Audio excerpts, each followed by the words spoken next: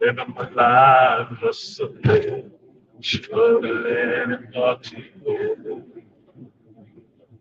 pressure, under pressure, living my life hustling, and naughty, pressure, pressure.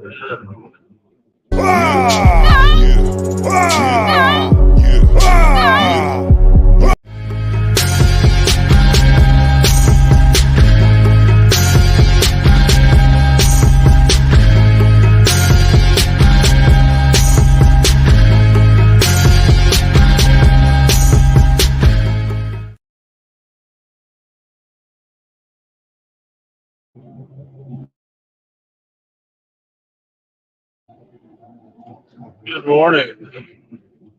It's me, the artisan MC on my drive time commute. Fastest live stream west of the Mississippi. So go in the direction that most people don't probably want to hear, right?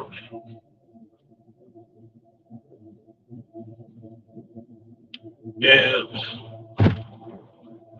I had a conversation with a few friends last night, and I was noticing a general feeling in the air right now. And what up, Mike? What up, Tim Trail? It's something that I deal with from time to time, but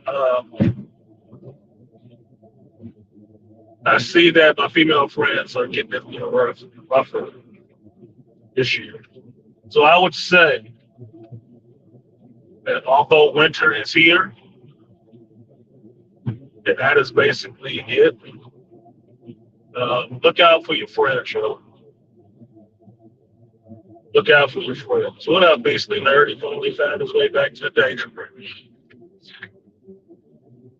So I was talking to one friend, and we were going over what I was thinking about, some thoughts I was having. And then I got a text uh,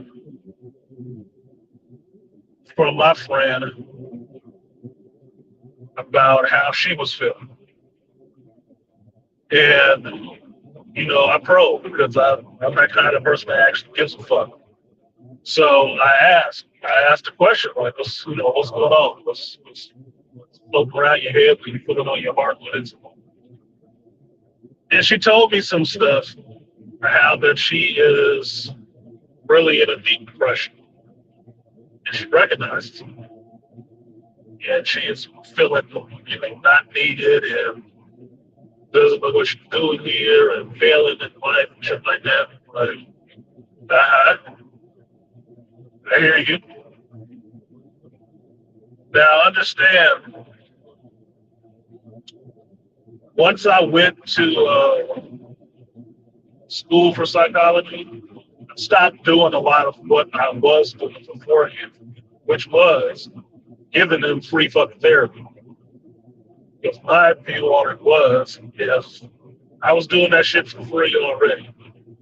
And I go to school, get some diplomas, some letters behind my name behind this shit. You need to be paying for that shit. I had to pay for the education. I had to pay for the knowledge and spend the time to learn this shit. It's no longer free. But inevitably, my friends that have known me forever, before that and after that, always fall in that habit, and I don't necessarily have a problem trying to help them through their issues because my main mandate for helping anybody through anything is that one, I want to see people achieving their dreams, and two, I like to see people get out of their own way and get the success they want to have. And that's for the people I care about, my friends, right? My friends and my family. So listening to this from this friend is like a no-brainer. Okay, and I'm concerned, and I want to actually be there as a friend to understand what the hell is going on. Right? Not that I can jump in and fix everything. I can't. That's not my mandate. That's not my thing to do. Cannot fix everything. I can try to keep them, in the center of the road, so to speak, rather than falling off the edge of it as much as I can. I want to see my friends going down. So I'm listening to the stuff she's talking about, and I'm understanding that some of it comes from age. Some of it comes from age. And the age is being she is getting close to 50. She's getting close to 50. She's on 50th Street. Right? The shit's coming up really fast.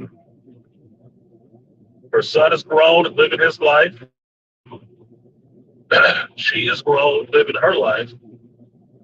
But I think reality, in some senses, cushion is being pulled from under her ass. And I don't say that in a negative way about my friend. I don't. I just understand what her situation has been since I've known her and what it is now. As certain things have actually gone their natural course, right? It's not what she thought it was going to be. It's not what she wanted it to be. Yeah, she's having to deal with it now. And understand that us in the Manosphere, we can laugh about winter coming all the damn time. We can. You can. Some of these chicks actually deserve that shit for how they behave. And I'm not saying my friend might not, in some ways deserve some of this. Because if you believe in a higher power or anything, and that things can be fair, fair is you get your share of fucked up stuff too. That's what fair is. Fair means you get the times where the heads fall in your favor, and you get the times where the tails fall in your favor too. You get the negative and the positive together. That makes it fair. It's fair is not you only get your positive outcome. No, you can get your negative ones too. But you got to ride through that shit. What's what the fuck is? So that's what makes things fair. So I think in that sense, she is in a low point because she's getting her negatives. And really realizing there's a lot of things that she does not have. And why she's in this position. Now, friend I was talking to, I was actually dealing with some of that same shit, which is kind of funny, right? That at the same time I'm feeling some kind of way and talking it through with one of my sages, right? I get a friend calling me to be that sage to them at the same time because they are having a bit of a difficulty. So what it did for me is I pushed aside my bullshit for a minute to try to help this person deal with their shit. And it's not inflating her ego or anything like that. That's not what I do. That's not why people are my friends. People who can actually take it or strong enough to take that shit understand that I am not a soft love, bubble wrap type of person.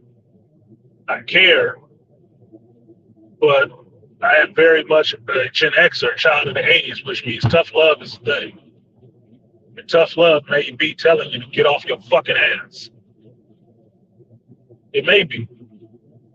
It may be telling you, like, look, you had it easy, man.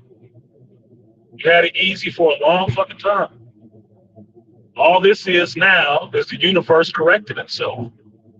Now you have to learn how to deal with it like every other grown-up adult deals with it, without the benefits of kids being around, subsidized living, bills. Oh, yeah, and you don't have a man that's there to share that burden, that load with you, or ease it on them.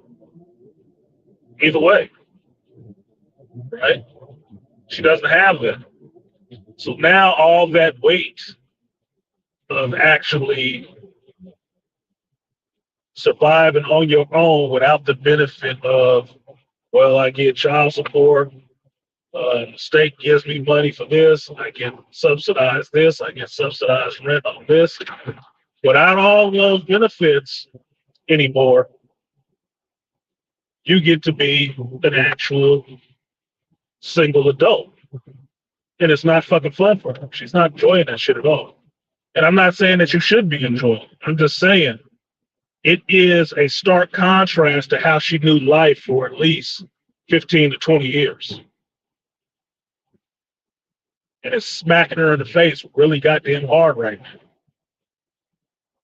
That a lot of this shit you tried that might be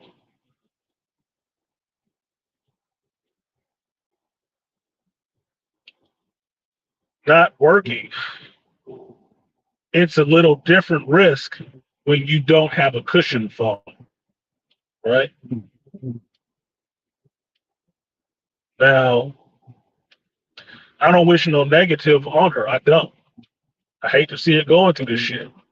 But like I said, my goal is to try to keep my friends straight, at least keep their head a little bit straight, you know, so they can navigate this shit and make it through this storm like Lieutenant Dan, and then end up backstroking in the ocean.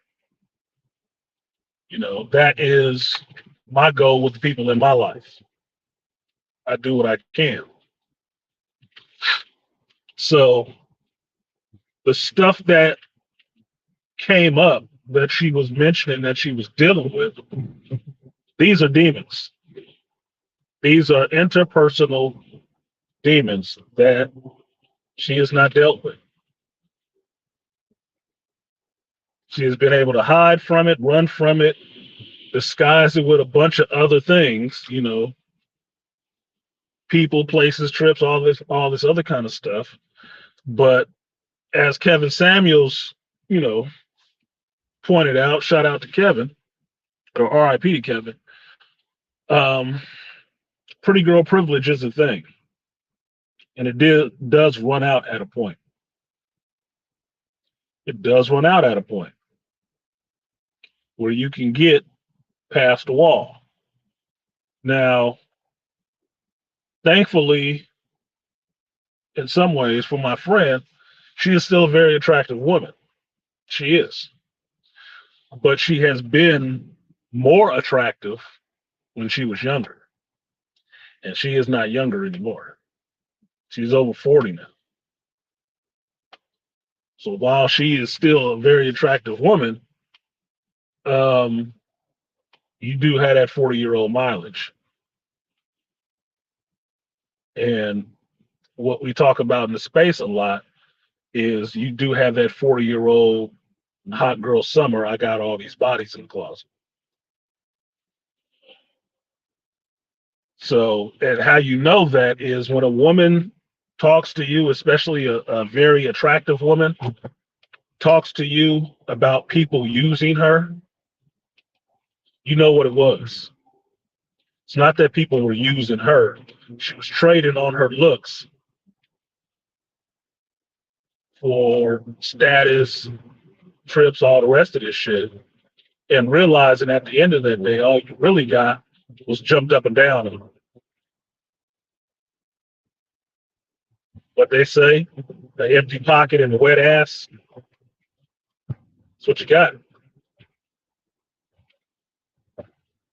Because none of it materialized, especially when you're the type where you can deny people,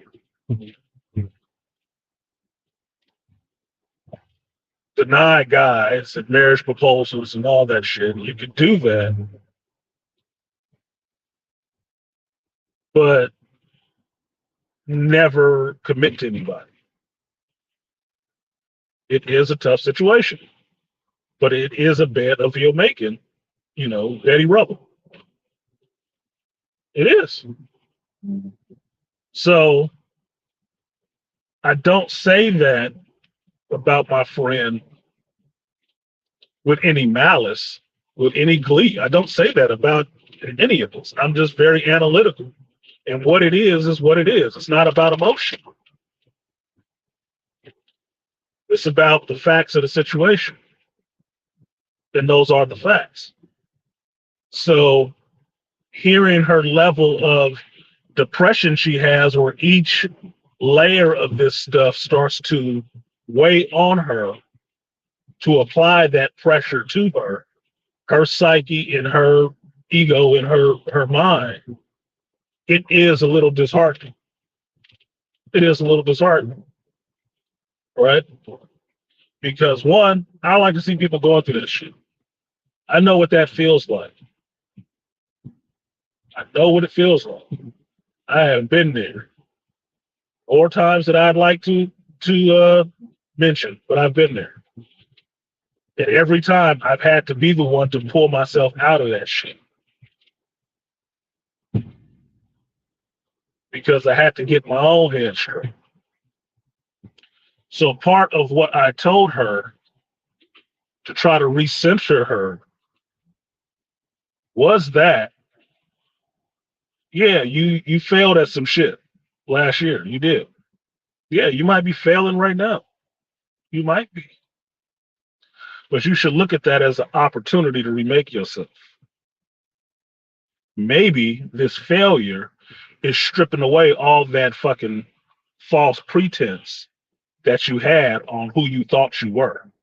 Because she looks at it in the rear view like most pretty women do. They never get the message until the person delivering the message is long fucking gone. And then they looking back like, wasn't there a message here?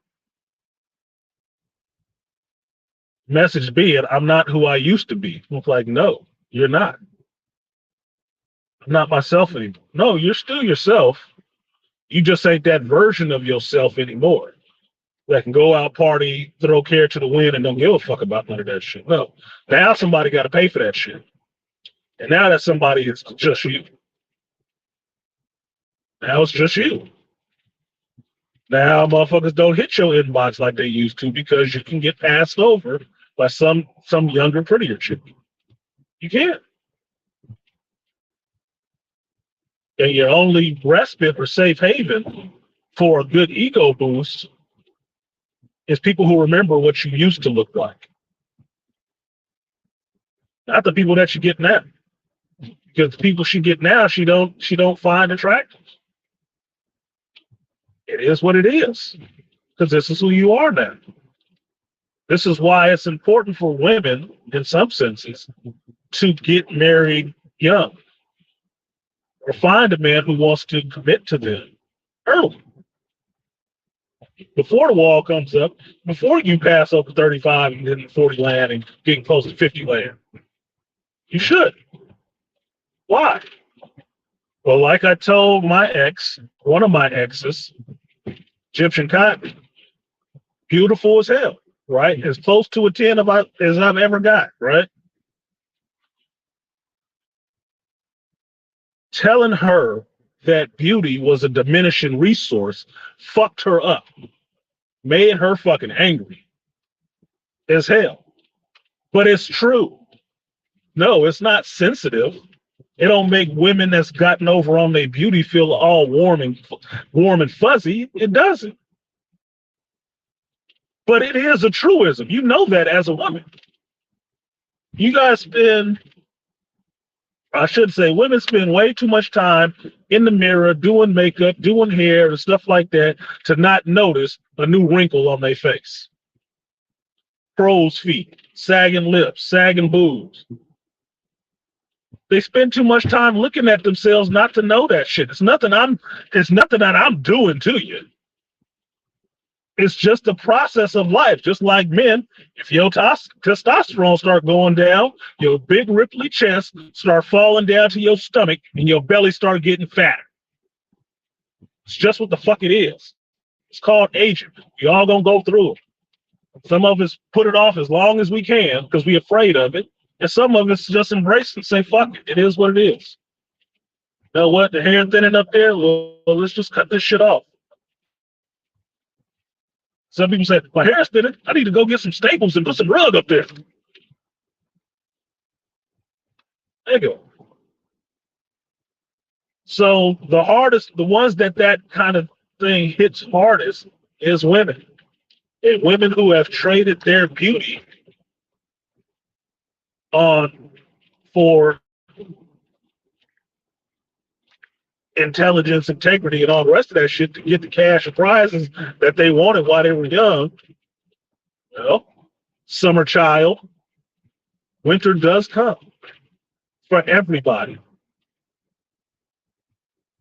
And women who traded on their looks more than looking for people with substance or being a person of substance, winter hits harder. You know why? Because while you were squirreling a lot of nuts, you wasn't putting away one to have it for a cold day. There was not one that you were taking serious because men and everybody were disposable, right? You just thought it was going to be like this forever. This is what makes people who know better, men and women who know better, say a lot of women are short-term thinkers. They're not long-term thinkers. That's why you have to worry about any woman who does everything for money.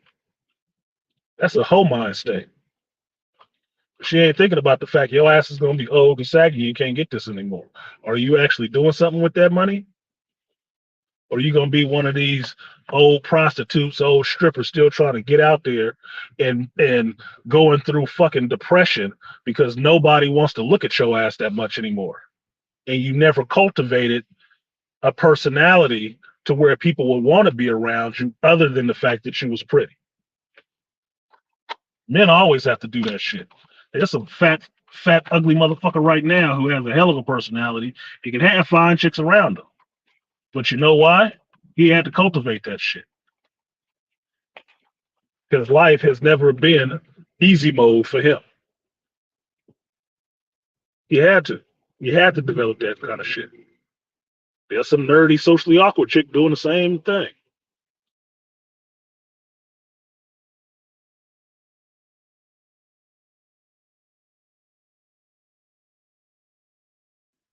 So while I feel bad for, my friend, I don't pity her. I just feel bad for her because I want her to actually get the lesson from this shit and get through it and learn. Yeah, pretty girl privilege drops and you needed to develop, you should have developed something earlier. But that does not mean you cannot start developing that shit now. But the only way you start developing that now is if you see this time, this negativity, this depression, this failing point, to understand that you are discovering your new bottom. And once your feet touch the ground, like diving into a deep pool, once you feel the bottom, you should be able to springboard yourself back to the surface. But you got to understand where the bottom is first. You got to. You can drown in this depression if you want to. If you never think about the idea of which way is up, I need to figure out which way is up. And how can I start treading water back towards the surface? But if you just gonna fall back into it and just woe is me, I might as well just open my mouth, you will drown. You will be swallowed by that shit. I don't want that for my friends. I don't give a fuck what their situation was. I don't give a damn how easy life might have been for them and hard for me, or vice versa. I don't give a fuck about that. What I care about is the people I care about, I have love for, thriving in life or getting through life without falling into the pitfalls of life.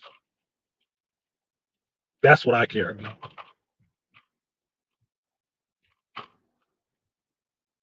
And if I can say anything or do anything about it, you goddamn know I will. Because I'm not a voyeur. I'm not a spectator. I'm not going to stand around and watch somebody going through some fucking turbulent times and just sit there and clap. That's not my fucking role in life. That is not how I'm built. Fuck that. I will do what I can to see if I can get you at least to get up on one knee. And understand you got more in you. You got more in you. All you got to do is get up. All you got to do is get up a little bit. The rest to take care of itself. Because at the very least, once you on the one knee, you know what comes next. Standing the fuck up. You found your bottom. You found the ground. So now you can work your way to getting back to that upright position. And yeah, she may have to be doing it at 40 something, but it happens when the fuck it happens. And you handle it how the hell you have to handle it right now. I'll say this and I'm going to get out of here because I have to get inside. But one of the best lessons I learned in life came from going back to school as an older person, married man with 2 kids and shit like that. Being unemployed and really going through school, ended up getting divorced by the time I got out of school, and all that, and understanding that your life moves at your pace, not anybody else's, and you have to find your pace. You set the tempo for your life, how it's going to go, how long certain things take or don't take. That's on you, and it doesn't matter. It don't matter if it takes you 10 years to get on your fucking feet, as long as you get on your fucking feet. Don't be judging yourself by somebody else running in the other lane and never had to deal with the shit you're dealing with and say, oh man, you should have figured this out already. I'm getting there quicker. So fucking what? Get there, nigga. What they got to do with me? You have to find your pace, and nobody can run your race for you. You got to run it for yourself. So long as you find your pace of how you want things to progress in your life, you set your goals and your milestones, and you start understanding that you're working towards those milestones, passing them, then you're hitting those goals and you're moving on to the next milestone and hitting those goals. You are making your progress in your life the way you need to be making it. Don't let anybody else tell you when it should be happening and when it shouldn't. It happens when the fuck it happens for you, and you deal with it accordingly. So I want to say this to anybody I might know and anybody this message might reach. Depression is a terrible thing, but depression can be a tool. It can be a tool to springboard you into the next part of your life and understand what you need to strip away from your fucking ego. Get real with yourself. Look yourself in the mirror and understand this is who the fuck I am. And I'm moving forward from here.